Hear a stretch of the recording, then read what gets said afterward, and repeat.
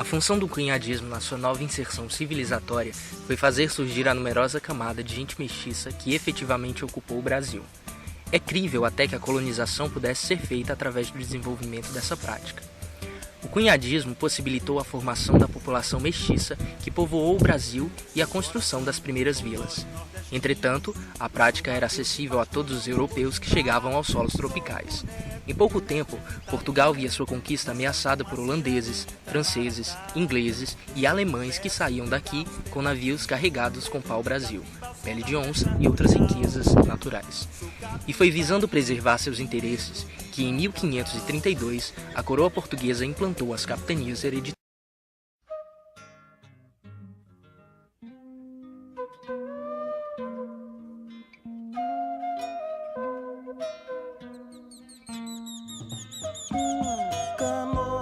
Canoa desce no meio do rio, Araguaia desce no meio da noite alta da floresta, levando a solidão e a coragem dos homens que são Avacanoê,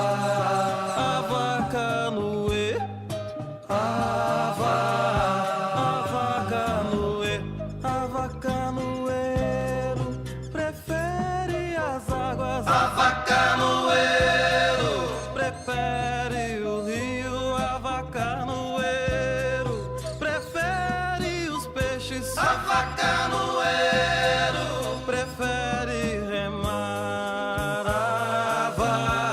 Prefere pescar. Prefere pescar. E foi visando preservar seus interesses que, em 1532, a coroa portuguesa implantou as capitanias hereditárias. O projeto real era enfrentar seus competidores, povoando o Brasil através da translação forçada de degradados. Começa então uma nova fase da relação entre os índios e os colonizadores portugueses.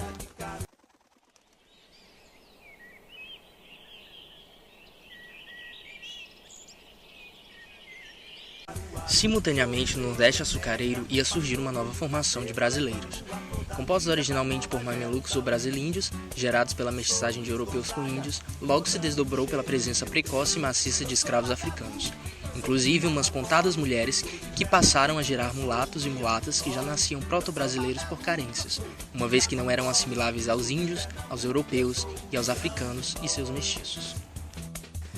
No plano linguístico, o tupi-guarani como língua geral permaneceu sendo por séculos a fala dos brasilíndios paulistas, e no Nordeste açucareiro foi prontamente suplantado pelo português. Isso porque sua população principal de escravos e mestiços, sendo compelida a adotar a fala do capataz para se comunicar com outros escravos, realizou o papel de consolidar a língua portuguesa no Brasil.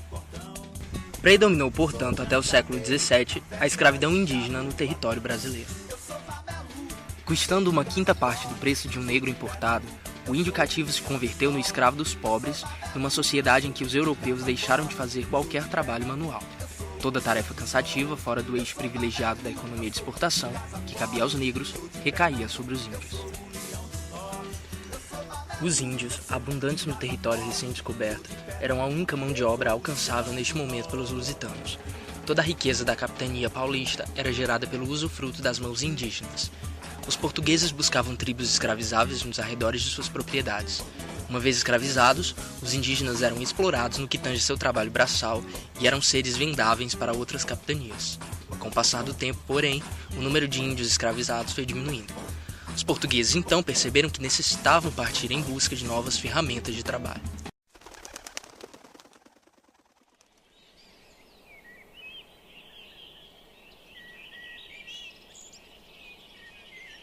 Os brasilíndios ou mamelucos paulistas foram vítimas de duas rejeições drásticas. Primeiramente a dos pais, com quem queriam identificar-se, mas que os viam como impuros filhos da terra, aproveitavam bem seu trabalho enquanto meninos e rapazes e depois os integravam às suas bandeiras, onde muitos deles fizeram carreira. Daí surgiu o lado heróico dos bandeirantes. Desbravadores de terra, não respeitaram o Tratado de Tordesilhas, tampouco suas raízes indígenas. A segunda rejeição era a do gentio materno. Na concepção dos índios, a mulher é um simples saco em que o macho deposita sua semente. Quem nasce é o filho do pai e não da mãe, assim visto pelos índios. Não podendo identificar-se com uns nem com os outros de seus ancestrais, que o rejeitavam, o mameluco caía numa terra de ninguém, a partir da qual constrói sua identidade de brasileiro.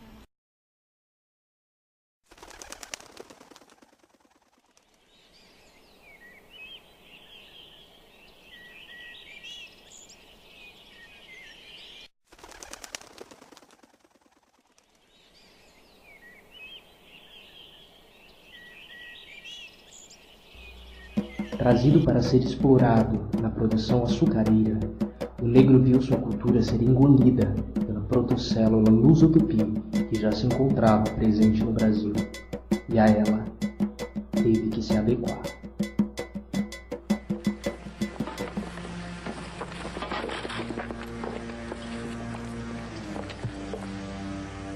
Eu rogo uma praga para os poderosos dessa terra. E eu rogo uma praga para essa terra molhada pelo sangue dos negros. E digo, enquanto esse povo não sofrer pelo sangue dos negros, que regou a riqueza dos brancos, esse povo há de sofrer muito. Eu peço aos santos, ao Deus, aos orixá, ensina esse povo a respeitar o sangue, a dor e o sentimento.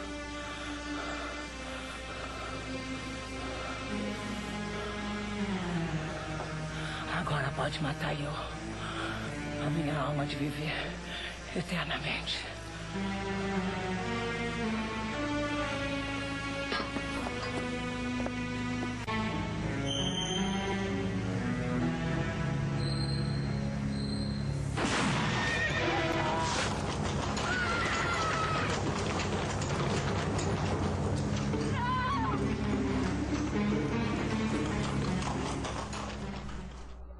A vida e os ideais esvaziavam-se diante das condições desumanas a que eram submetidos.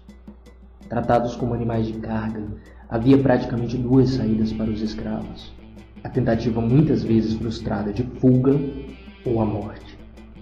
Caso sobrevivesse à estafa, já desgastado, ele podia ser alforriado, evitando que os senhores de engenho gastassem alimentos com o que consideravam um negro inútil.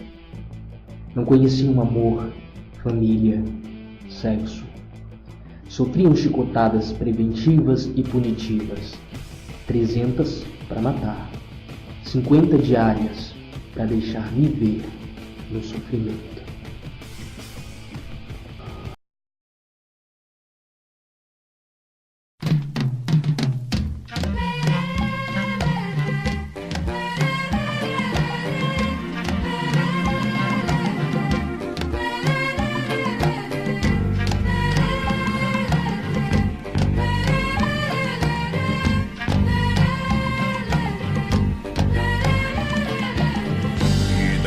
Negro é difícil como que vida de negro é difícil como que eu quero morrer de noite na tocaia me matar, eu quero morrer de açoite se tu negra me deixar. Vida de negro é difícil como que vida de negro é difícil como que meu amor eu vou me embora, nessa terra vou morrer, o dia não vou mais ver, nunca mais eu vou te ver.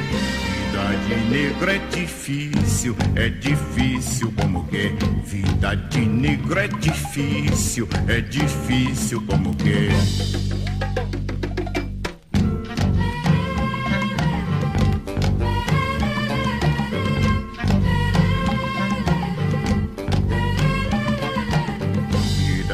negro é difícil como que vida de negro é difícil como que eu quero morrer de noite na tocaia me matar, eu quero morrer de açoite se tu negra me deixar. Vida de negro é difícil como que vida de negro é difícil como que meu amor eu vou me embora, nessa terra vou morrer, um dia não vou mais ver, nunca mais eu vou te ver. Vida de negro é difícil como que vida de é difícil como que.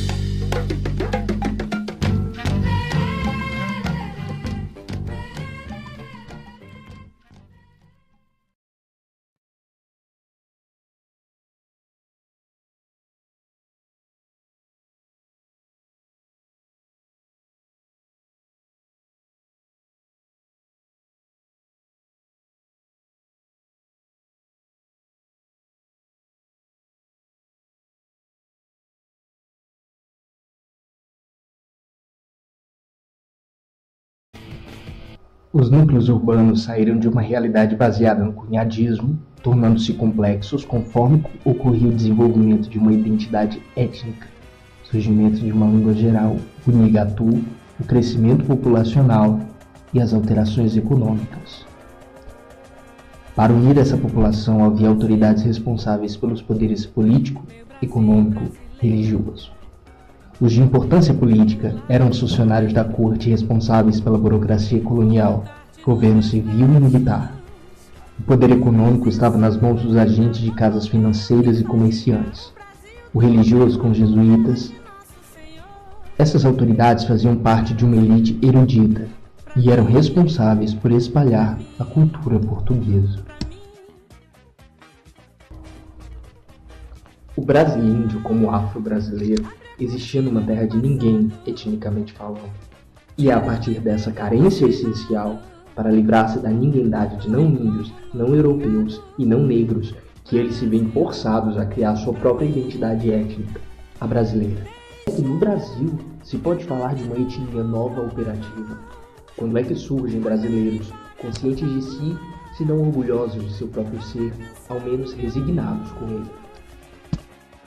Isso se dá quando bilhões de pessoas passam a se ver não como oriundas dos índios de certa tribo, nem africanos tribais ou genéricos, porque daquilo haviam saído, e muito menos como portugueses metropolitanos ou crioulos, e a se sentir soltas e desafiadas a construir-se, a partir das rejeições que sofriam, com nova identidade étnico-nacional, a de brasileiros.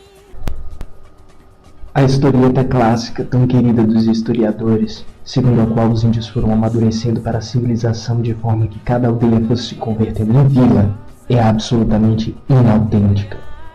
Os estudos realizados para a Unesco, esperançosos de apresentar o Brasil como um país por excelência assimilacionista, demonstrou precisamente o contrário.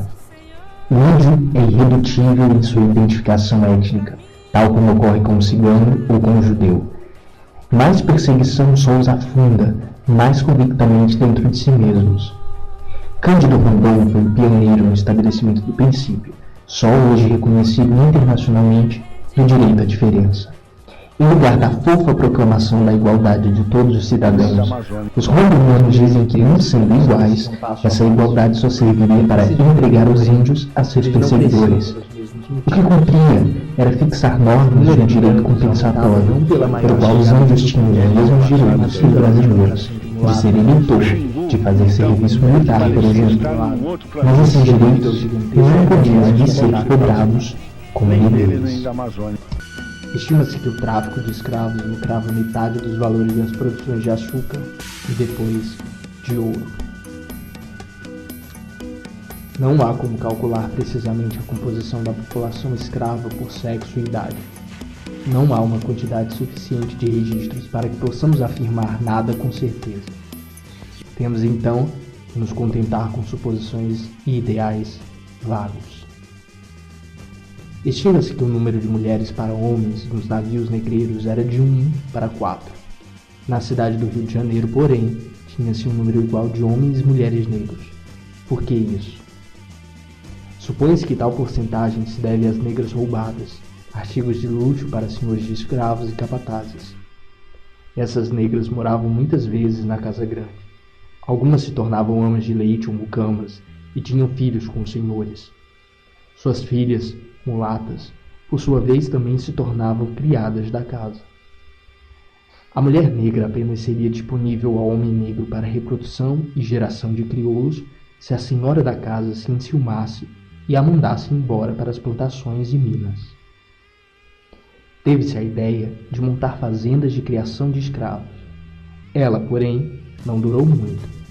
Os jovens que ali cresciam eram muito espertos e muitos conseguiam fugir e se passar como forros, indo tentar a vida pelo país. Além disso, o custo de criar um crioulo até os 15 anos era de 369 réis, enquanto comprar um africano da mesma idade saía por 150 réis. Sem contar que muitos morriam aos 10 anos de idade, deixando um prejuízo de 240 mil réis.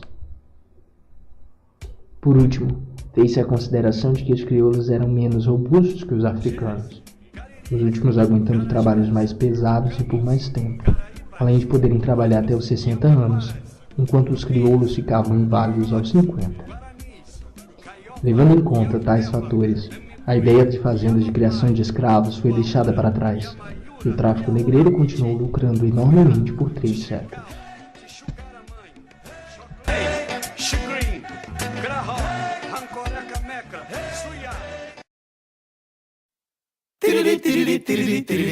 Tem um Brasil que é próspero, outro não muda. Um Brasil que investe, outro que suga. Um de sunga, outro de gravata. Tem um que faz amor e tem um outro que mata. Brasil do ouro, Brasil da prata, Brasil do balacochê da mulata. Um Brasil que é lindo, outro que fede. O Brasil que dá é igualzinho ao que pede. Parará, parará, parará. Pede paz, saúde, trabalho, dinheiro. Pede pelas crianças do país inteiro. Parará. Tem um Brasil que soca, outro que apanha. Um Brasil que saca, outro que chuta. Perde, ganha, sobe, desce. Vai à luta, bate bola, porém não vai à escola. Brasil de bronze, Brasil de lata. É negro, é branco, é nicei, é verde, é índio peladão. É mameluco, é cafuso, é confusão. É negro, é branco, é nicei, é verde, é índio peladão. É mameluco, é cafuso, é confusão. Ao Pindorama eu quero teu porto seguro, guru. Tuas palmeiras, tuas feiras, teu café. Tuas riquezas, praias, cachoeiras. Quero ver o teu povo de cabeça em pé. Piririm, piririm. Ó Pindorama eu quero teu porto seguro, guru. Tuas palmeiras, tuas feiras, teu café. Tuas riquezas, praias, cachoeiras. Quero ver o teu povo de cabeça em pé. Eu quero ver o teu povo de cabeça em pé. Eu quero ver o teu povo é de cabeça em pé.